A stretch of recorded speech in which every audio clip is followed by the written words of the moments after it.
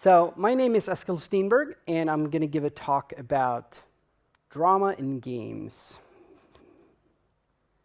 So I've been working on something called the pivot model for over 10 years, which is a way to understand how games works. Mostly I work in video games, but it actually works in any kind of game, so a board game or a sport or anything like that. But basically, I've been trying to understand how do we create story and drama within games. And it feels like when it comes to games, we don't quite know what to do. There are three major approaches that people kind of take to story and drama in games. And I always felt that they were kind of wrong. So I want to go through sort of what the current thinking of story is. And the first very obvious one is, why not just make a game that tells a story, right? So there's lots of games that do this, like big narrative arcs, right? And we know how to tell stories. There is like a beginning, middle, and end. We have protagonists, and we have all these like ideas from movies and books that we can just like put right in there. There are, however, some problems with that. The first is, I actually think that interactive storytelling is an oxymoron. So right now, I'm giving a talk to you, and you all understand that as part of this thing we're doing right now, you're not supposed to talk back at me. If you start arguing with me, you're ruining the thing that is going on, right? And that's kind of what a storytelling is. Storytelling is somebody telling you something. It's not story dialogue, right? So the rules is sort of a one-way street. And if you're trying to make that interactive, you're sort of ruining it, right? It's like, it's not built for that. So that's the first problem we have. So that turns into control. And if you play a game that has a narrative, they spend a lot of time controlling the player, right? They want you to look at the right spot. They don't want you to miss anything important. They do all these tricks to think you're in control and look, oh, you can walk anywhere you want, but really you have to walk this path, because this is the path, this is the story we're trying to tell you. And if you ask any filmmaker, like, why do you put the camera there? Why can't just like some random person in the audience put the camera wherever they want? They're like, no, I want control. I want to frame this shot exactly this way for this particular meaning so that the audience feels this thing, right? And everything is very meticulously thought out. And as soon as you throw in a player to that is trying to do their thing, you're sort of just ruining it. So this is a big problem.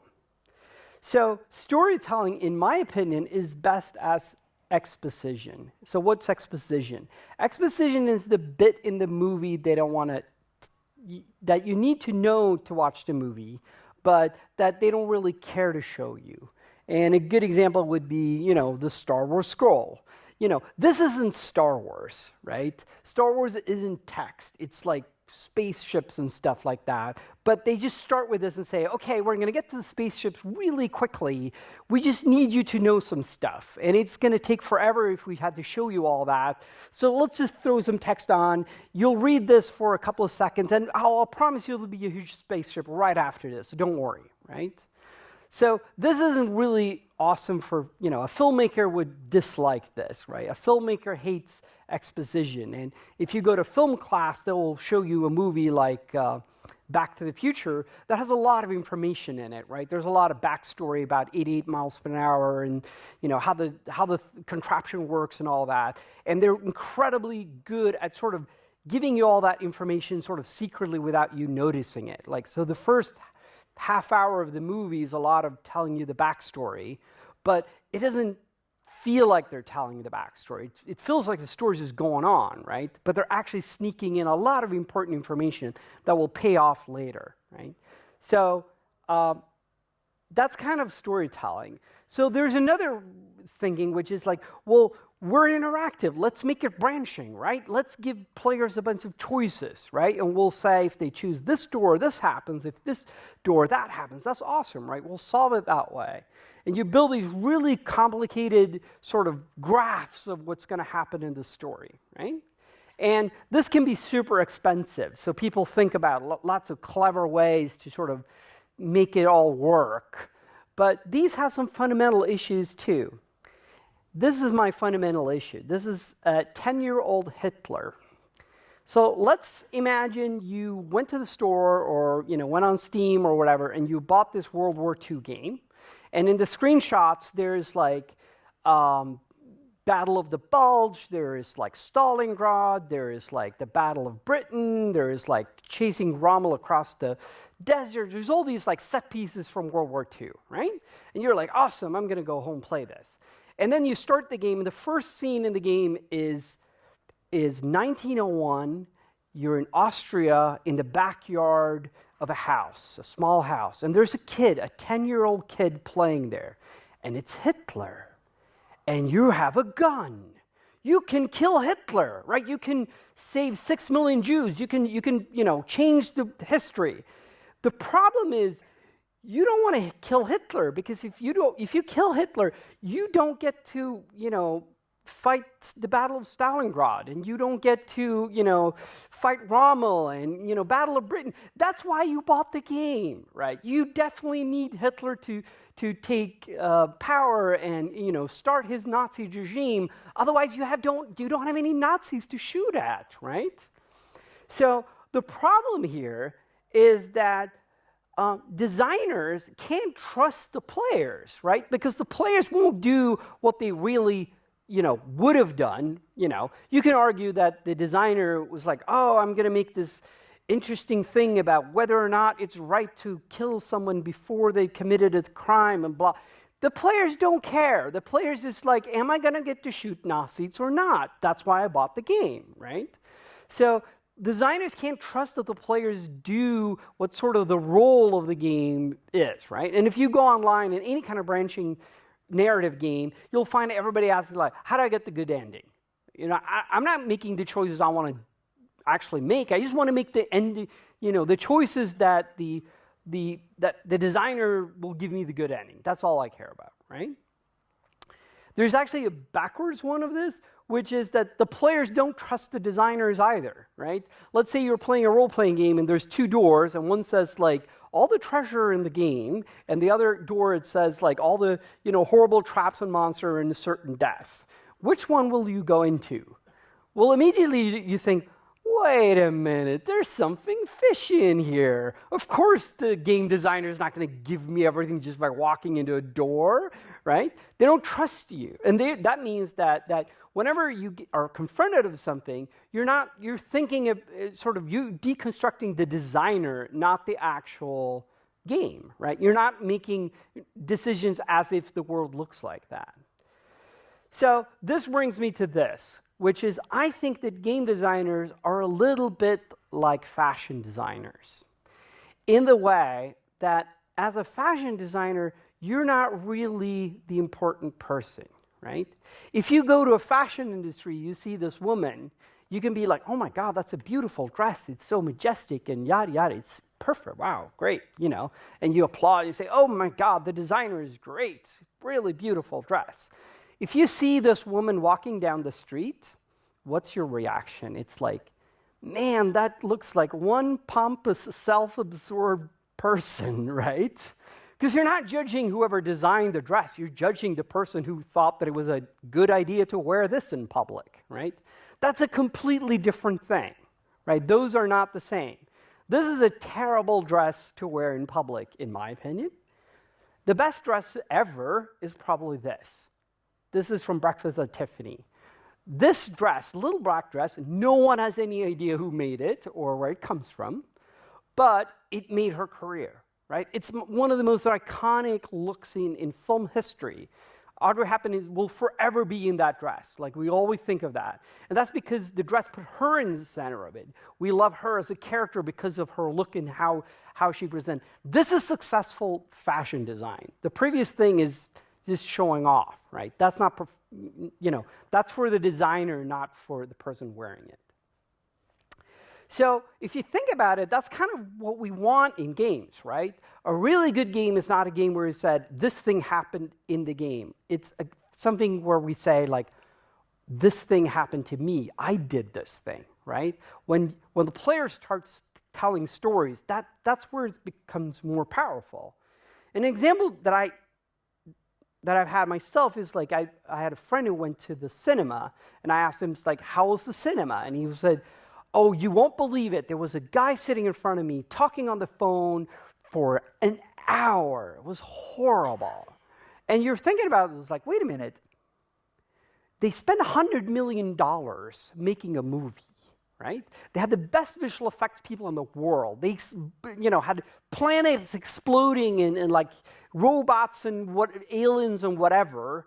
And the guy who went to the movie, the number one thing he talks about is that there was a guy speaking on the phone.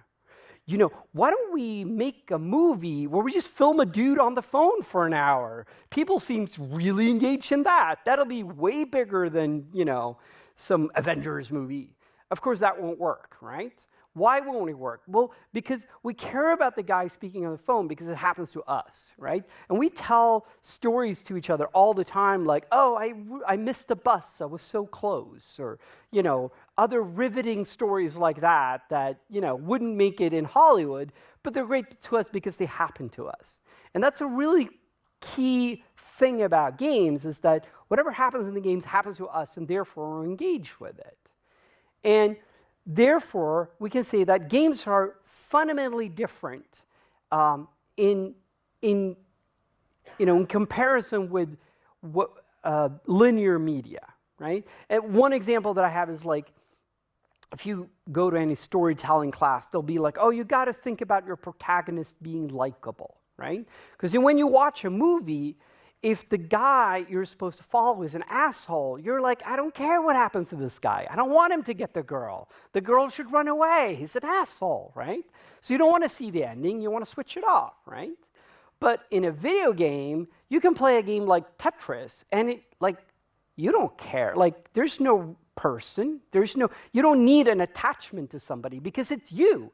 You want to win at Tetris, right? And that's why in a video game, you can be an asshole all you want, and most players want to win anyway because, people who are assholes also want to win. Everybody wants to win. Nobody wants to lose. Nobody ever goes to the, point where they say, I think I've been enough of an asshole now that I should die. Like, that's not how people think. People root for themselves, and we don't need to work on sort of engaging them in that. Whereas in storytelling, that's key, because unless we're trying to have empathy for something, and if we lose that empathy, it's game over, right?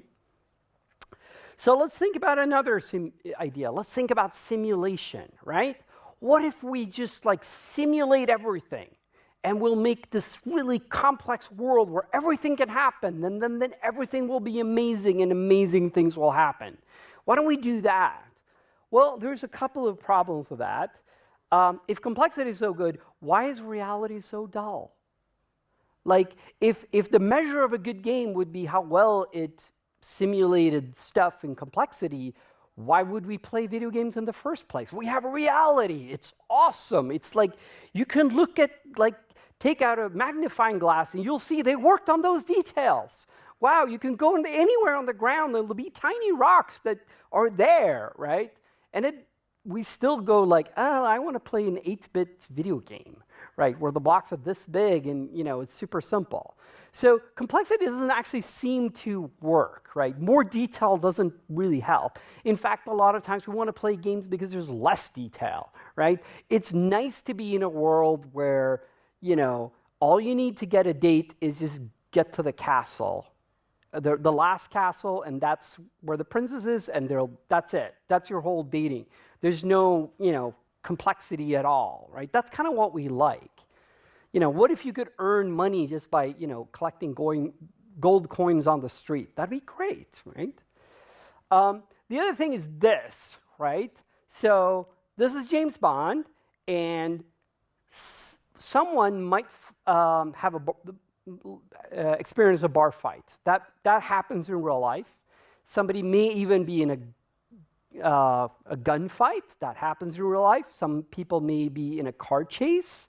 Some people jump out of airplanes, and some people meet the love of their lives. Nobody does all of those things within 2 days, right?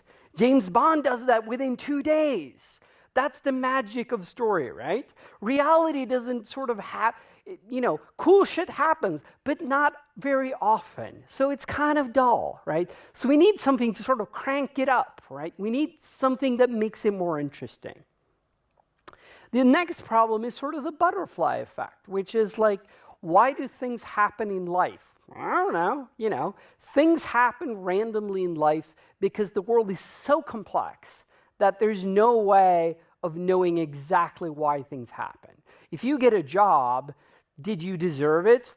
I don't know. Maybe if you were born in a different country, or if you were, you went to a different school, didn't run into the right people, it's a bunch of chance. Sure, you probably helped a little bit, but it's, there's a lot of randomness in there, right? One of my all-time, heroes is Ed Catmull, who is used to be president of Pixar. He's written a book called Creativity Inc., which I strongly recommend. And in it, he retells the story that when he was 7 years old, his family was driving in a car, and they were driving on this road, and there was a cliff edge on one side, and there was a wall on the other side. And they come around a corner on the outer side, and a car comes and clips their mirror and just like drives past them. And if that car would have been a few centimeters further out, it would have taken the car, it would have pushed them off the edge, and the whole family would have died, right? And every time somebody says, oh my God, you built Pixar and you made all these amazing movies and you won all these Oscars, you're amazing. He always thinks like, maybe we should give a little bit of credit to the guy who drove that car. Because if he just like slightly the wheels further out, none of these things would have happened, right? And that's kind of the scary thing about life. It's super random, and you can't really tell things, and we don't like that, right? And I find that I've made a big game with lots of randomness in it, and players would always blame me for random things, right? It's like one of the designers of World of Warcraft says that at least once a week for as long as they worked on it, somebody's come in and say, the random number generator is broken, right? Because it's like, I got 3 in a row and you're not supposed to be able to get that, right? I have a 90% chance of winning this thing and I tried 3 times and I didn't get it. It must be broken. No, that's not how randomness works. So, games, however, are awesome. So there is something here, right? Games do create amazing stories. And we get to things like this. So this is like Intel Extreme Masters. And you have lots and lots of people in a room watching video games, just watching them, right? We've all know how like incredibly powerful games are. And I have thrown controllers in my life. If you're a gamer, you might have done the same thing. I have stormed out of rooms. I have pulled out CDs out of machines and things like that. And I am a very calm player compared to a lot of people I know. Video games elicit a lot of emotions. I've never been to a library and had someone like screaming and ripping up a book because their favorite character died. Like that emotion I've never seen, right? And people talk about like, oh, video games are crude and don't tell stories and don't have drama, but books are, they're so deep and great, right? So games are actually way more emotionally powerful. They're kind of crude, right? So if you want to sort of make a story about a handicapped child in Africa during the AIDS epidemic in the 80s, and you want to tell the story of how the tribe, whatever. Video games are kind of bad at that, right? Because there's a lot of finesse in that. There's a lot of sort of detail and things like that. But more like, yeah, I owned you. That stuff we're really good at, right? We're really powerful, but we're not a scalpel, we're a sledgehammer. So let's try to understand why games work. Like, games do these things, but we don't kind of figure out why. So this has been my big research. So to do this, I built what I call the pivot model. And I'm going to start by just having a word of caution. I'm going to define what is and what isn't a game. I assume that there are lots of things that don't qualify as games that you all might be working on or love or things like that. And I always want to say that's totally cool. I love lots of things that aren't games. But the reason I want to do this and define what is and what isn't a game is in order to understand it. So I'm trying to build a vocabulary of talking about games so that we can discuss them rather than saying, if you don't do this, you are wrong and you are evil, or the thing you're working on is not good. Like, movies are clearly not video games, and they're awesome. I love movies. So I'm going to split up games into three major components. The first one is mechanics. So what are mechanics? Mechanics are sort of things that you can do in a game. Like, what are the transactional things you can do? And there are some rules for that. So they need to be known. It's like the rules of the game have to be known. Otherwise, you can't take decisions. If you don't know what's possible in the world, you can't, They have to be interactive in some way so that you can change things and how the world works. They have to be predictable. If you press a button, you need to know what it does, right? If you press a button and it does random stuff, how do you know if pressing the button is a good idea? You can't take decisions, right? So everything here has to be completely cause and effect. Everything has to depend on things, and you should be able to reason about it, right? And it also defines the limits of the space. Like, what can I do? This is the play field. This is where far as I can go. I can, this is how many players on our team or whatever, right? So what we get is kind of Legos, right? I call this actually a toy, right? Because Legos are pieces you can put together. There's some mechanics on what, they snap together top to bottom, but they don't snap together side to side. And there's some rules like that. And once you learn them, you can build lots of cool stuff, right? But that's not a game. In order to make a game, we need one more thing. We need a goal, right?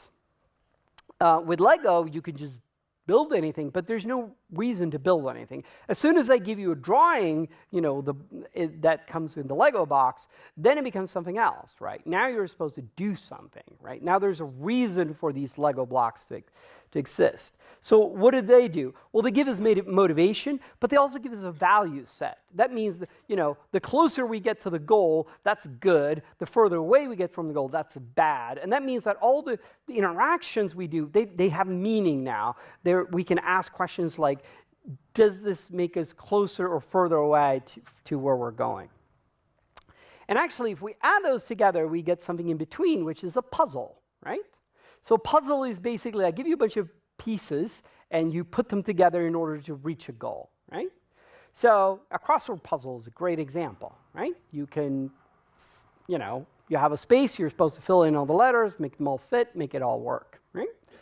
Another one, which may not be quite as obvious, is commuting, right? Going from your home to your job, right? You have a bunch of streets, you have to navigate, you have to choose how to do it, right? You have to solve this sort of riddle, right? You know what you can do. You can drive left, you can drive right, you can drive forward, you can care about all these things, and eventually you get to work. Now, you might all said, this isn't a really good puzzle, right? It's kind of dull. Going to work is not fun. So actually, it is fun. It is a pretty good puzzle. The problem with a puzzle is that once you've solved it, you can solve it exactly the same way every time. And that's the problem, right? Figuring out how to get to a new office is interesting. Figuring out how to get there the 474th time is not interesting, right? It doesn't work. So we need something else. And to illustrate this point, I have made an invention. This little thing, call it the Get Lostathon 3000. It's a device you put on your dashboard. And every time you come to an intersection, something will happen. Either it will do nothing, half of the times it will do nothing, and then you can drive wherever you want. But about half of the times, it will actually tell you where to go. And it will randomly select left, right, or forward, right? Now try to get to work. Now all of a sudden, this is sort of a game, right? Now you have to think about where you made up. You have to constantly think and reevaluate, where am I going? What's happening now? And you start even thinking long term. So you might say, oh, I should turn left here. but I kind of don't want to, because if I turn left here, I'm going to be right by the on-ramp to the freeway. And I really don't want to end up on the freeway, because if you turn on the freeway, I'm going to go miles and miles away, and it's going to be a real mess to get around. So I'm actually going to go straight here and hopefully, be as far away from that on-ramp as possible so that that doesn't happen. So now you're starting to actually make a game, and you can actually, now you get to work and you can be like, you won't believe what happened today when I went to work. I actually had to go through the harbor, and this thing happened, and that thing happened. And now you're getting an interesting thing. So I call this part acceptable failure. And it's a weird name, but it hopefully will become clear soon. So acceptable failure is the thing you don't have control over. So it's the known unknown, right? It can do things to you that you know it can do, but you don't know what it does. Like the Get Lost-a-thon tells you right, left. It won't tell you, like, go buy a burger. That's not part of the vocabulary. But you don't know what it's going to tell you, in which direction and when it's going to do it. It's not predetermined. If it was predetermined, you could sit at home and solve how to get to work, right? And that's actually the thing about any kind of puzzle you can solve in advance, right? So if you do a crossword puzzle, you don't have to put the pen to the paper until you've solved the whole thing. You can solve it in your head and be like, I have the solution, write it out, and be done with it. But with acceptable failure, something happens in the way, right? It would be a crossword puzzle that changes if you write something to it. And now you're like, oh, I thought I had this, but now that I wrote that, this has changed, so now I have to rethink something, right? It has to be balanced with mechanics. So if the Get Lost-a-thon tells you where to go 99% of the intersections, you're kind of going to give up, right? Because you're going to get to your work, but it's going to take forever. It's going to feel pointless, right? And if the Get Lost-a-thon only tells you once every 7 weeks to go somewhere else, well, you don't care. You're going your way anyways, and you don't really care because it's so rare that the thing will tell you differently. So it has to be balanced. And the final thing, which is the acceptable part, which is that people hate failure. They hate when things don't go their way. And therefore, it's really hard when you actually get into it to design something like this that players will be okay with. Because a lot of times people be like, hey, this gets Lost-a-thon, I can just throw it out the window. I don't need it. I'll just go to work. Who cares, right? And there's a couple of good examples. So chance is a really obvious one, right? A die roll is a thing that people have sort of an acceptable idea of, like, oh, I don't control it, but I can accept it, right? Opponents is another one, right? Other people will take decisions that I don't agree with, but there are other people, so I accept that. Physics is another one, because they're kind of funny with physics. It's like, if I took a bouncy ball and I said, okay, I'm going to throw it in that direction, guess where it's going to end up? Right? And I throw it all in. Nobody's going to be able to guess because it's going to bounce around the room like 50 times and end up somewhere. But then when I do that and it ends up like there, I'm going to ask you, like, are you going to argue where it ended up? Everybody's thinking, no, it's totally logical that it ended up there. We couldn't predict it, but it's logical because we sort of understand that physics is sort of a random thing, right? It's not random, but it's so complex that we feel it's random. Another one is human limitations. So the fact that I can't aim very fast. If I shoot someone in a game, I miss because I'm bad, and it's on me, right? So if we start adding these together, we can actually figure out that we actually get now we have a real game if we have all three. And we can actually take away different parts. So if we take away goals, if we just have acceptable failure and mechanics, we get a sandbox. Right? So if you play GTA and you're not following the missions, you're sort of just goofing around and things happen. And it's a little bit out of your control, but it's also a bunch of mechanics you know how to play with, but you're just goofing around. There's lots of games where you can just like goof around. Like Minecraft is mostly sort of a sandboxy game that doesn't really have a goal that way. It's just like whatever you make out of it, right? And you can think the same way about removing mechanics, right? So if you have randomness and chance and something out of your control, and then you have a goal to get that something, that's pretty much gambling, right? If you bet on horses, the acceptable failure is whatever the horses do. They're out of your control, and the goal is to make the one you care about win, but you have no way of influencing it, right? So this creates sort of a way to break down games. So let's break down a game. I'm going to use Monopoly because everybody knows Monopoly. So obviously, you can buy and sell things. You can, walk around. You end up on somebody's street, and then you have to pay them. These are all the mechanics. Then you have the die rolls and the cards, and that's obviously acceptable failure. That's something you're not in control over, and also the opponents. And then you have the goal, which is Monopoly. Get a Monopoly, right? So Monopoly sucks. It is a game. It fills all this thing, but it still sucks. So we need to do something. We need turning points, and this is kind of the core idea. A turning point in a story is where something changes.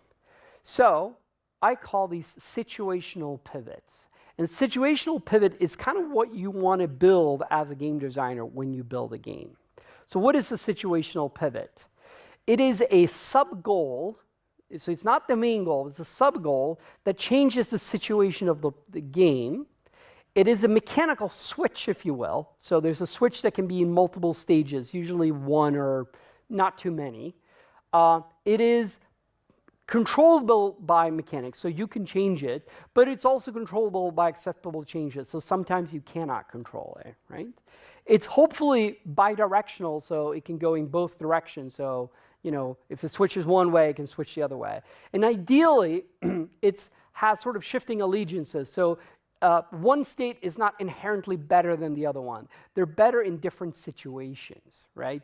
Night is good for some things. Day is good for other things, right? And which one you want depends on what you're doing, right? So sometimes I illustrate it by thinking of a gear shift. Like a gear shift, what's the greatest gear in a car? There isn't one, right? You want to have a different gear depending on if you're going up a hill, if you're going fast, if you're going slow. As you're driving, you're currently constantly shifting the gear to another gear to be at the best state, right? So imagine you're driving a car, and the goal is obviously going somewhere, but there's a monkey next to you, and the monkey sometimes just grabs the gear and just janks it somewhere, right? And you have to fight the monkey and drive the car, right?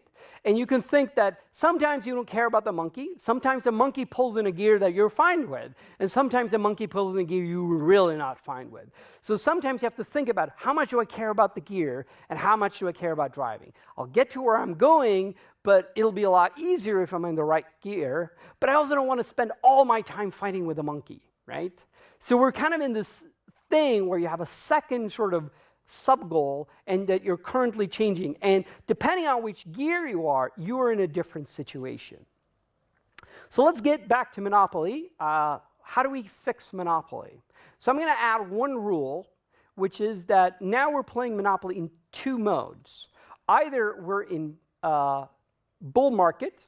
In bull market, all normal rules of Monopoly apply, right? But there's a different state, which is the bear market. And in bear market, if you walk on somebody's street, they have to pay you, right? So it's completely reversed now, okay? And how do we switch these states? Well, we say every time you pass go, you will do a die roll, and 1 in 6, you will flip the market.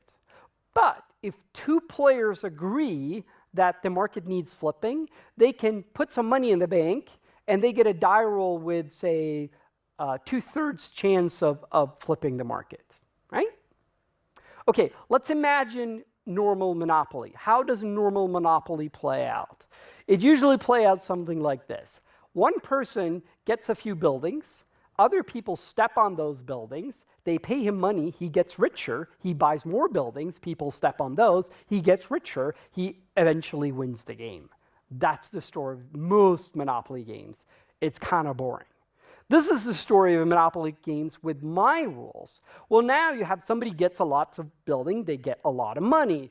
Two other players are like, hey, let's screw this guy over. Let's flip the market. So they pay some money, and hopefully, oh my God, they flipped the market. And now this guy has all these buildings, and people start stepping on them, and he's handing out money left and right. And he's telling the other people, oh, somebody, please, don't you want to flip the market? You've gotten so much money now. Don't you, aren't you really, look at all your houses. Don't you want to flip? And eventually he might be able to convince someone, right? And as the story goes, you can see how the game flips from one direction to the other, right? And all of a sudden, this person is in charge, and then that person is in charge, and it goes back and forth, and now you get this interesting story, right, from a single flip. So the problem with situational pivots is that they're really rare in the wild. Reality doesn't work like this, and that means that if we're trying to make games that copy reality, we'll run into problems. I can think of like one good one that I've thought of, which is cavitation for submarines. So when a propeller moves slowly, it doesn't produce bubbles, right? But when a propeller moves fast enough, there's enough low pressure on the backside for the water to start boiling, and that actually produces bubbles.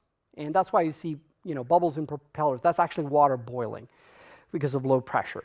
And that makes a lot of noise. So if you're a submarine captain, you can choose either I go really fast, but I make a lot of noise, or I can go really slow and I'm really silent, right? And here you have this sort of dichotomy. Which one do I pick, right? The problem, of course, is the other subway captains can't force you to do one or the other thing, right? You have total control over it. So it's not ideal, right? Another one would be Formula One, right? Think of Formula One when it's raining is a completely different sport to when it's not raining. Every time it starts raining, everything is up in the air. Some drivers become terrible, some drivers become great, some think, oh, it's going to stop raining, so we're going to switch, we're not going to switch tires, and some people think, oh, it's going to stop raining, so we better switch tires right now, right? So you sort of have this really interesting thing. Again, the drivers can't control raining, so that's, not perfect. CounterStrike is a hugely successful game because it has actually several really good pivots. So the obvious one is the bomb has been planted. The moment you hear the bomb has been planted, the game is sort of flipped upside down. Now, not one team isn't defending anymore, they're attacking and vice versa, right? So that's sort of a turning point, except there's some issues there. You can't turn it back. Like, in my opinion, CounterStrike would be a lot better if you could disarm the bomb, and then the terrorists could get the bomb again and arm it again, and then have it disarmed again. And, you could have multiple switches, and you could have these amazing storylines. So my goal, what I've realized, when I started this, I thought, oh, situational pivots are these have a major situational pivot in your game and you're good. And now when I've gotten more experience, I actually find that everything can be a situational pivot if you think about them as situational pivots. So for instance, a good example would be in the AWP, which is the most powerful gun in Counter-Strike. And this is a mural from when a player called Simple dropped down from that ledge and killed 2 players in a professional Counter-Strike match. Now, why is there a big deal when one player managed to kill 2 other players? That shouldn't be a big deal. Well, the fact that he did it using this gun is super impressive because the gun is the most powerful gun in the game, but it's also one of the most worthless guns in that particular situation. So just having that gun changes the situation of the game. It changes how you should play the game. And what he was able to do in that situation was magical because the situation was not, in his advantage. Dota is another one. It's full of situational pivots. Do I have a teleport scroll? Do I, there's lots and lots of things. They're kind of obtruse and, Dota is a weird game. But you can definitely tell in a lot of esports and sort of replayable titles, things like this. So I think I'm running out of time, and that's my talk. Do you have time for questions? Okay, we have time for questions. If anybody has any games they'd like me to analyze or critique using this model, you can go ahead. Well, tell me whether this was a pivot or not. Years ago, I lived in a house with a bunch of